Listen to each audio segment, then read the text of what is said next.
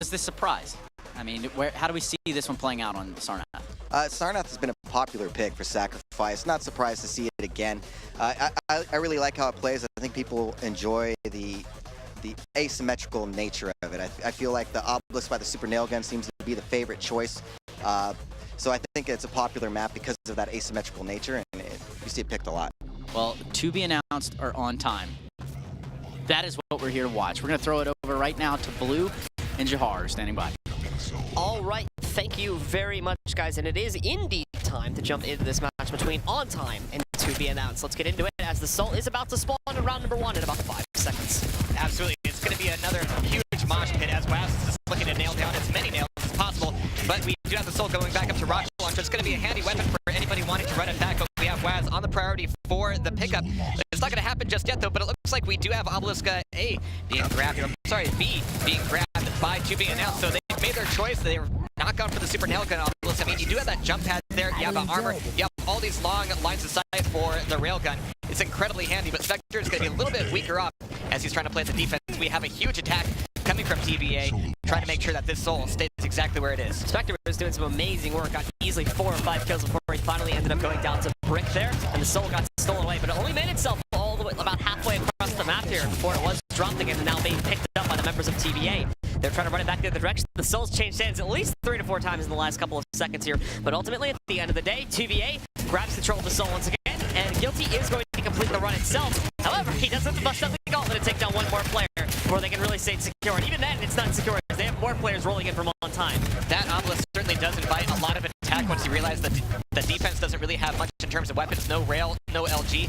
But as we see players start to fall off their feet, those weapons will indeed get picked up. But again, bodies are just going to be trading. And Matt Kelly, now we're starting to see the insane rails coming out of him. The Soul's still taken, and he cannot quite get that last fadeaway rail as it escapes back out to the other side. So we might see the first points from OnTime starting to accrue, but they're still moving through the power. They're still moving through rocket launcher to effortless.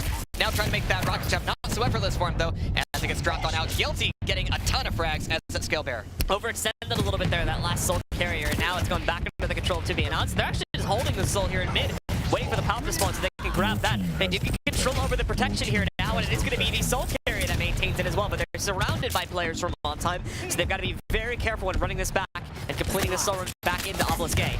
Kane trying to play a little bit of interference there, but we do indeed have that capture once again. Points are going up, but as you can see, that protection is going to get dropped down. Still taken away by a TBA player, so they're able to use this one defensively. We have armor coming up as well, and this is going to be an invitation for a lot of rockets and rails. If they have any railguns up here, you really do need that. Otherwise, players like Brick down below can take that railgun and immediately spam up onto everybody trying to defend your own Obelisk. Yeah, this is of course going to be one of the tough parts, is trying to maintain a full arsenal of weapons across the board with so many players having to constantly pick up the spawns there, so it oftentimes doesn't even leave those weapons available when you run past those spawns, which is unlike the duel format where it's almost always going to be up there unless a player is intentionally trying to deny those pickups. Well, there's a bit of a skirmish to get control over the Soul right now. Ultimately, OnTime looks like they're finally going to be able to get their first cap, but just inches away from the cap itself. They do drop it, but there's another teammate there to grab it and complete the cap.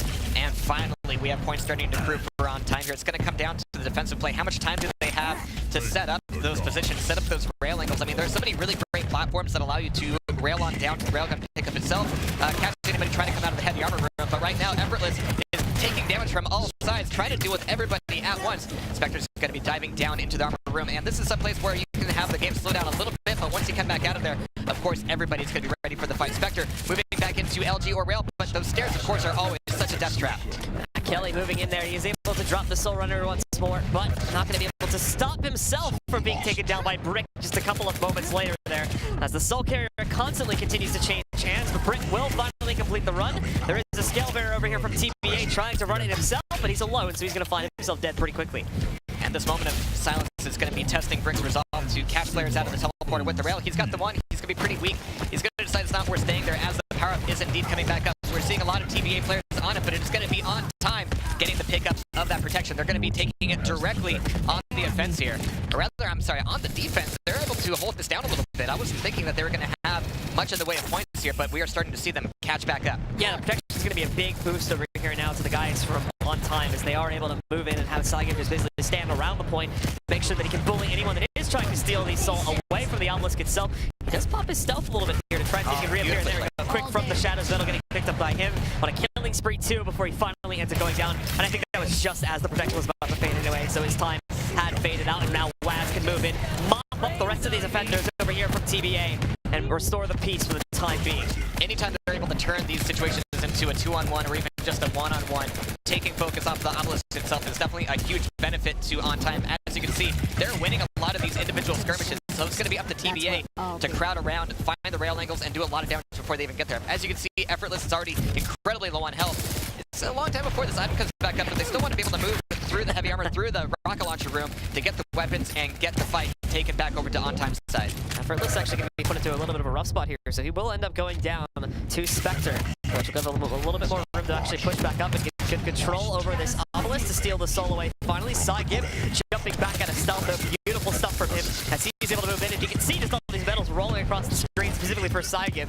Beautifully done by him as he pops into that stealth, takes out multiple players along with his teammates there, and they're just ripping apart any attempt from TBA to get offensive here and steal away the soul now. It's like Saigib doesn't even need to pop his ghost walk for nobody to be able to see him. Every time we cut to him, he is at some oblique angle doing a ton of damage without anybody really knowing where he's at, and that is giving them a lot of head start here. It's giving them a lot of room to play, and it looks like that might even give them the first round. Saigib trying to swing over here, just make sure they get that power up, but in all honesty, they won't even be needing it as they're well past 99% here. Just needing that one final tick, and they'll be able to sacrifice it, and there you go. It's going to be OnTime to take round one. Oh man, I mean, we saw TBA take that initial obelisk scan to get up to 44%, but once it got taken back by these guys, it never left their hands. So really well done, really amazing play. And again, I just want to call out Saigib was just in the right place at the right time, every time. Absolutely. So beautiful stuff. Beautiful recovery too, as the guys from OnTime started pretty far behind in that round overall there, and it was looking like they were going to lose this one pretty handily to TBA. But right around when TBA was getting up towards about 50% on their obelisk is when things kind of switched, and we really saw OnTime take control from that point forward. All right, well, once again, it's going to be a bit of a weapon play as the soul spawns back up. And as it's taken into the hallway, it's going to be a huge choke point. We're going to have to see who chokes on it here, as well as it's going to be popped up into the stratosphere and railed out of it as well. Effortless with a nice dual kill as that Zorlak. He's going to be the one to finally take it home and secure that obelisk that they wanted. Now, again, that's an obelisk that not a lot of teams would actually want for themselves, but as you can see, once they can get a rail, they can hold on to a pretty good defense here. Yeah, so beautiful play from Effortless. You can see he got the epidemic medal there too, which was I believe all three of it spits up the connect for you to be able to get the medal. So nicely done from him. Make sure that he gets all that damage in on the spit there, so maximize the damage basically. Matt Kelly gonna try to move in, but he's just destroyed by Waz. Spectre also trying to hold on here so that he can steal the soul away. But at the moment, it's all on OnTime as they come in. They drop Spectre. Kane does trade a kill on the Brick, but I think that's happening a little bit further on the point, so it's not really gonna matter too much right now. Effortless trying to hold on here too, as he takes down Guilty and avoids getting taken down by the charge. Still a few stragglers around the site, but they have control of it. You have to be able to cover these stairs as a defending player, but once you see a skill bearer hopping up there, it's very difficult to keep your cool. But Effortless is almost nothing but cool. Effortless completely dominating these angles with rockets, trying to get as much information out of these things as possible. But of course, with 20 seconds left, he might be realizing that, hey, everybody's starting to shift towards a position on the power-up, and I've only got 29 health as a Sorlak. How much health am I going to be? Yeah, he's got to be really careful. You can see him hiding around the walls here just to make sure that he doesn't get completely taken out. I'll push back in, is able to take down Guilt with the rocket. So taking Guilty out here once again restores the peace, but now as his teammates started to shift away to look for the power pickup, they left that side open, so more than likely you can expect the theft to come in. But in theory, these guys should be able to get the power because of the amount of players they shifted away. But that's not going to be the case, actually. It's TBA that gets the power, so they have the quad, too. And that's going to allow them to run the soul almost all the way back over to their obelisk. It's going to be Spectre coming back in, hopefully finishing the fight, but he's only got 11 health. He's going to need to put himself in a position where he can drop the quad and allow a teammate to get it, but it's going to be dropped down there in the water. It's a huge skirmish down here in the armor room, and that means that getting out of there is going to be no easy task, allowing everybody else to, have a moment to breathe, maybe get a weapon, and be ready for that fight on the choke point. TBA finally does get a cap going, though, so they are starting to channel in their favor, just past 5%, so they've got a lot of ground to make up, considering they let their opponents get well up to 60% before they finally were able to steal it away. And now, once again, they're going to find them stealing it. Guilt charging in just to make sure that they can easily toss that back onto his own team's obelisk, and that's exactly what he is going to do. Taking out most of these offenders, everyone from OnTime is going to get pushed back, and TBA does have control for now. And the glacial play from Guilty and the rest of his team, I mean, playing as a scale bearer, you're not going to be getting anywhere fast, but once you get there, it's going to be very difficult to remove you. And Guilty wants to make sure that he's got all these rail angles. He's able to see Saigib coming around the corner, take one down, but now he's going to be taking a bit of damage from the top. Brick's not going to quite realize he's there. Are we going to see Choo Choo v Choo Choo? Not so much. It's going to be TBA still racking up the points, but man, they are swarming around the obelisk. And now Effortless following his Soul Bearer as they are going to be able to take that over to the other side of the map. Unfortunately, everyone from TBA is going to be waiting for them, so they need to try and get through these opponents to get this cap going, along with preventing the recap. Nicely done by Brick, holds his own, but unfortunately up close. Spectre is going to be able to take him back down. The Soul is right on top of his team's almost. They don't have the cap just yet. Saigib is going to use the stealth to break away from this one, lining up another nice rail. Teammate hit one too. Saigib just going off right now. Look at these rails from Saigib, ripping these players apart. And finally, they get that cap restored for themselves and are past 70% now. I am getting major flashbacks to Troubled Waters. Both Saigib and Brick just rocking with amazing rails, as you mentioned. But now it's going to be Brick in the rocket launcher room, making sure that the play for the power-up is at least somewhat in his hands. He's holding on to a little bit of health, and here comes the charge.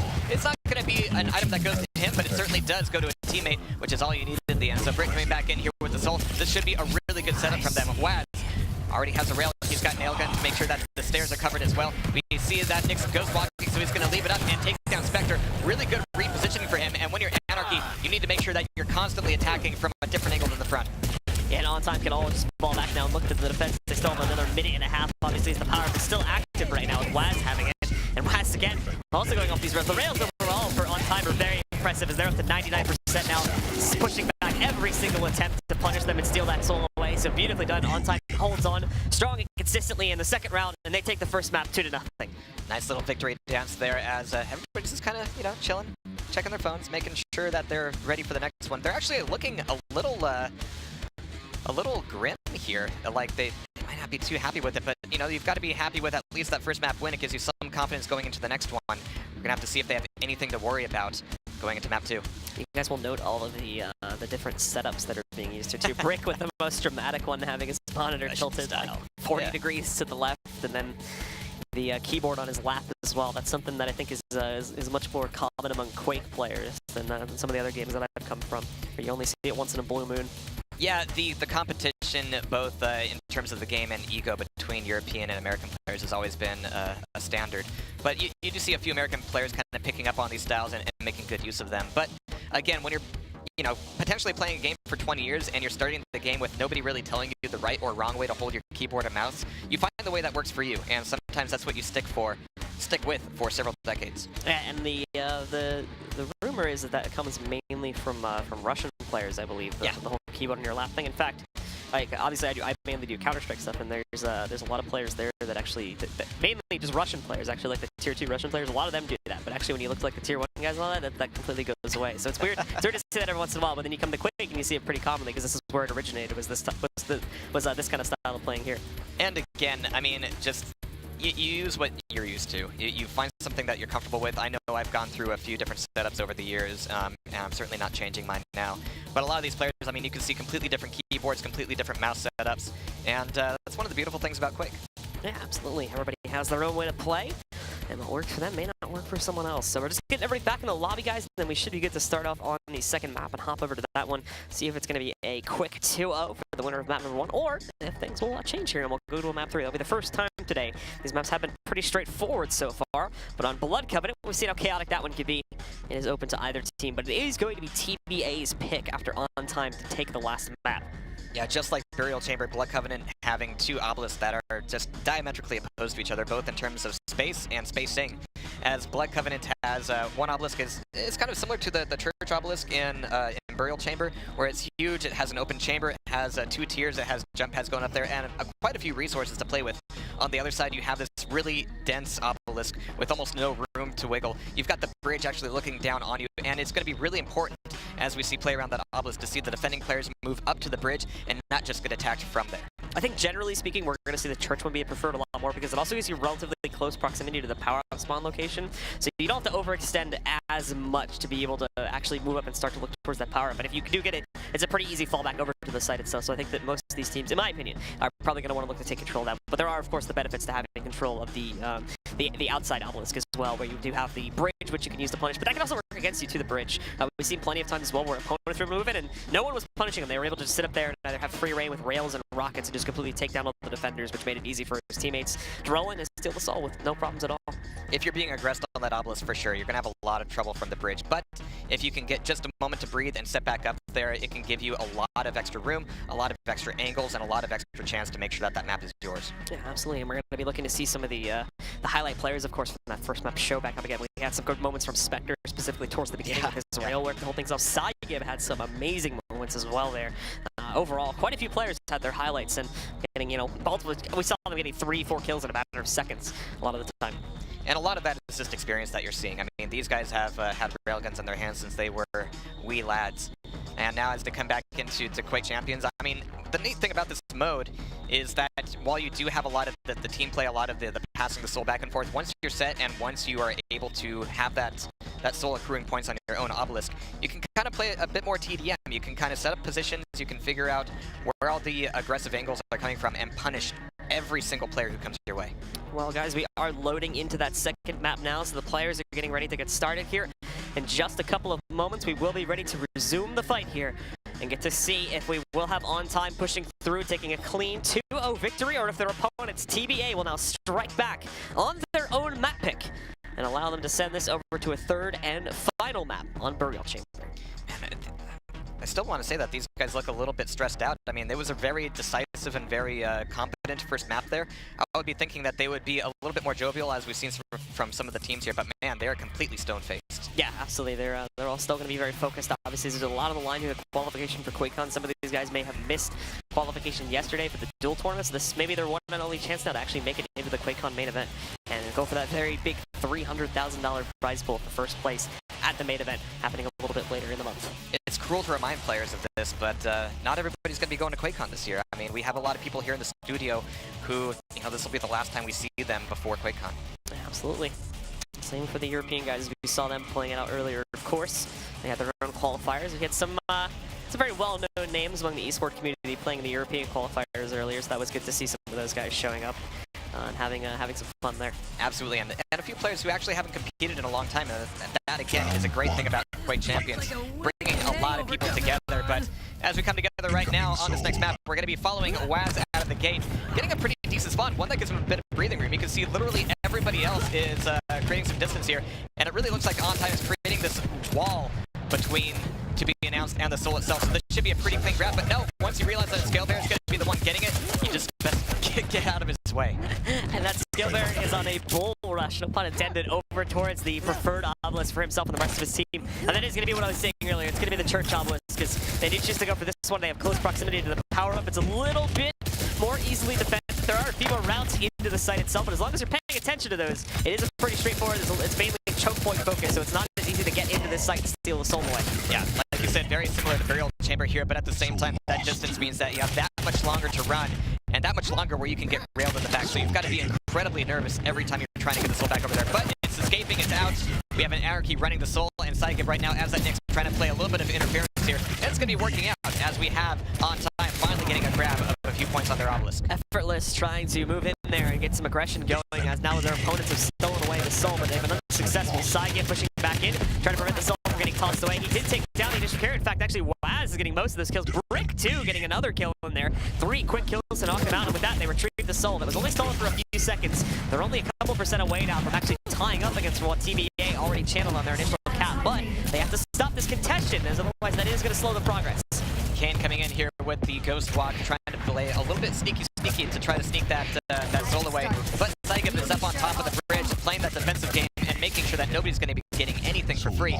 But of course, frags here are incredibly important. You do have 5 seconds between respawns, and when they do respawn, they're likely going to be spawning in front of you if you're trying to run the soul back and forth. So you've got to time your attacks and your runs through the map very carefully. Well, Waz nicely played there. Was able to get out of the way of the charge from the Scale Bear and throw the soul back over to his teammate. Moves in just in time, too, to support the Nyx teammate who is going in to pick up the protection. So they have that going for them, too. That Nyx is going to be so hard to deal with protection, because now we can see it. She's running around the map aggressively, making sure that she's able to really just stop anyone from even getting close to this point. Well outside over there, picking up rails and whatnot. So it's going to be interesting to see how this plays out now, as everyone from TBA is going to get pushed back as a result of this aggressive Nyx. And I appreciate the teamwork out of Effortless there, just playing that sword lag, making sure that it's going to be Saigib as a Nyx, getting the grab for the armor instead of taking it for himself, making full use of that protection. You can see that Nyx was able to check in with the base, say, okay, everything seems fine here, I'm going to go back mid-map, get some more info and maybe even some more blood. But we've got Saigon here trying to give everybody in front of him as he moves back up to the bridge. And man, everybody's going to be cresting the top of that hill, going immediately invisible and just trying to smoke everybody out, smoking them out of the air as well, making that a killing spree and even finding players at the railgun. Saigon's an absolute monster right now. Beautiful play with the Shadow Walk, just using it to get behind his opponents and then rip the shreds. 2 quick kills for him, gets the assist on the 3rd one, I believe. And now just gets aggressive again. He's going to go up over here on top of the rail bridge. Rocket's beautifully positioned, is able to get another kill, and now back over to the primary bridge to be able to keep holding off these opponents as they attempt to push back in, but are having no luck as a result of Saigon just constantly destroying them, along with Effortless and the rest of the team OnTime. It's really difficult to be in the middle of these melees as a Nyx, but man, Saigon is just pulling out all the stops here. Brick is the one making all the stops, but there's Matt Kelly getting a beautiful dire orb on him, and we should see a bit of a steal. We have 3 players from TBA announced on the obelisk looking for the steal, but the exit might not be so easy. It's a good pass over to Guilty. He's going to be a scale bearer. He's not going to be the fastest one to get through the map, but that bull rush will indeed help. Yep. As he is trying to run it, and he will, I think, just make it over to the obelisk and takes down another opponent as he's going down there. So prevents an immediate re-steal. He did indeed cap it for his team, so they're going to get back onto the board here too, but not for long, as it is looking like they're trying to steal it. They avoided that though. Now we have another power coming back in. Matt Kelly going to try to pour it back in and drop this power up, as it did get dropped onto the ground, but I'm unsure as to who exactly picked it up there, so we'll figure that out in a second. Well, power for not Guilty is going to, well, there we have it. It's going to be Sorlike with a protection, but immediately taken down by Guilty. Effortless had a bit of a trouble there, but there's the pass back up to the bridge. Make that take 2. It's good this time, but we have Guilty maybe running a little bit of protection down below. We're going to have Effortless back over to the rail, hopefully finding an angle to make sure that they can get these last 2 points on their obelisk without any effort. Protection going down back into the control of OnTime as they once again recapture that soul and finally sacrifice the obelisk, allowing them to take round 1 in this second map. Man, a lot of back and forth there, but we saw fantastic rail play out of all these guys. We saw fantastic power play, and they were even able to take control of the bridge. A lot of calm under pressure from these boys. Absolutely. So good stuff from OnTime, and I mean, Saigon again, let's just talk about his play in that map there.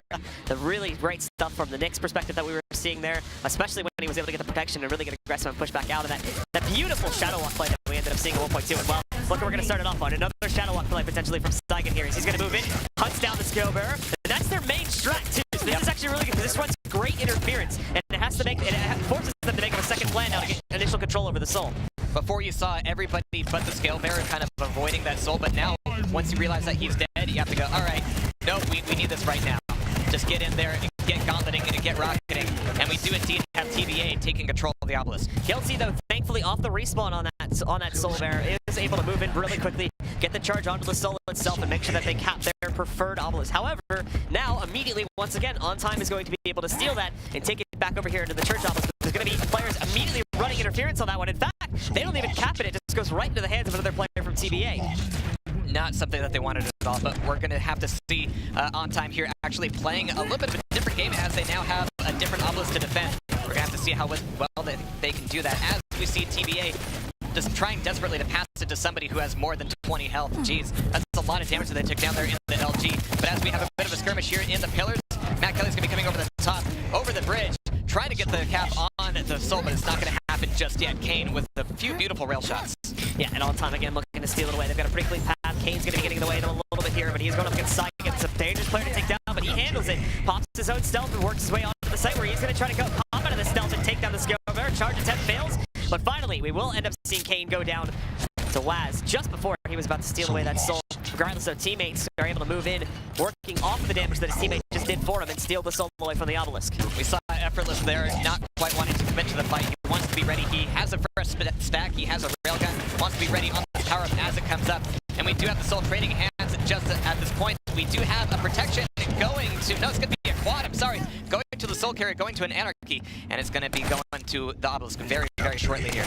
So that's going to be, once again, the guys from OnTime able to take that one. And finally, they take the lead here. It was tied at 8 to 8% for the longest while. Waz even having himself the quad damage here too. And it looks like TBA is not even making an attempt at this just yet. They are still kind of regroup, get themselves together before they do push back in and actually attempt to steal this way. The problem is that they got to be careful of peeking, as that quad damage is there waiting for them. And Waz, perfect stuff. These little stragglers trying to move back in and do bits of damage, just not working out. Waz taking him down, but finally he gets countered out by Guilty.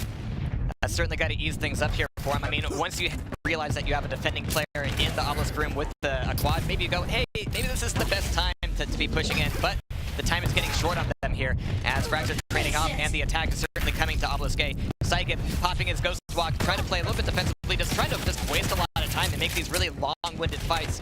Any time taken off the Obelisk is good for him.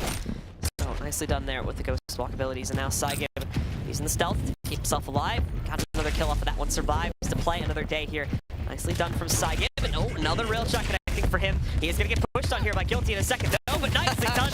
He uses the double jump to straight up dodge it. He will still eventually go down, though, and that's the unfortunate part about the Nyx is that if you do not have the Ghost Walk ready to go, you'll find yourself down on the ground really quickly. But wasting time is still the name of the game here, as OnTime is still taking it back over to their own Obelisk, and these points are coming up. TBA still only at 8%, and we have not seen the fight leave the Church Obelisk in such a long time. Waz right now looking for a few more rail angles as there's a Scale Bearer lurking in the rafters, looking to drop down and maybe take this thing away. But it's going to be a Sorlag here who's going to be making the actual play on the Obelisk itself. Nobody's really paying that much attention to Waz. There we finally have Kane nailing him down. Saigib from on top. He might actually be the last hope for defense currently, but he does not want to risk peeking into his opponent directly on there, as a lot of them are out fighting for control over the power, which is just about to explode. Matt Kelly is actually still running around his opponent's Obelisk, so he needs to get out into the open here and actually start this run towards the other side, as the quad damage has been picked up, and he's going to run right outside. Quad's to the ground. He can actually just take it off the ground, so that works out great for Matt. Who's running the quad? You are. Matt Kelly's going to have the quad. He's going to have the soul. He's going to be doing the damage, having all these fights as he's just trying to make his way back to the Obelisk. And he's fighting two players. Yeah, there won't be much contest there. That was just throwing bodies at the quad carrier, almost taking him down, but that now has TBA in possession of the soul. So Matt Kelly getting quite a bit for free, and that is going to cause most of OnTime to hold back here for a little bit longer. But actually, no, Matt Kelly moves out, gets another double kill before finally losing that power, but it doesn't even matter. He leaps right back onto the point, pummels another player, knocks him out with rockets, and that has forced most of OnTime back to regroup. Yeah, just about acing the enemy team will give to be announced the time that they need to just breathe, relax just a moment, and get some weapons before this next fight comes back up. And Kane is really starting to turn on his own rail himself here. Really impressive stuff as he's kind of taking a back route and actually touching that bull rush. And down here at the armor, of course, there's going to be a lot of bodies falling as the soul trades hands. Brick is going to be over the top, coming back in very soon, but Waz just wants to stay at home safely, keeping the soul in their possession. Waz managing to cap it there at the very least, so once again ticking up progress for OnTime here. They're less than 20% away. Great stuff from Waz there as he's taking down players on the move. Finally gets knocked out by Kane a couple seconds later, but Saigib again saves the day here with some clutch kills. He's got support from his Scale Bearer sitting up on top there too, but the Sorlag here is actually going to cause some trouble. They do steal the soul away, it gets tossed off, but they're going to be able to catch that and recap it here in a second. Now, once again, pushing up towards that 99% marker. It will be very close here for Saigib and crew as they're looking for these last few points on the Obelisk, and this will indeed potentially give them the series, give them the advancement in the bracket, and there it is. Nicely done from the guys on OnTime. They're going to take it a flawless run there, 4-0 across both of their maps, and they take the series 2-0. So they will be pushing onward, as you said, into the next stage of the bracket here, and they should just be one more match away from qualifying into QuakeCon. They still look very stone-faced. I mean, I see these guys late at night, and they are some of the loudest players here. I think they would actually be competing with Team Johnson in terms of how rambunctious they are. But as you can see, when it's crunch time, it's all serious business.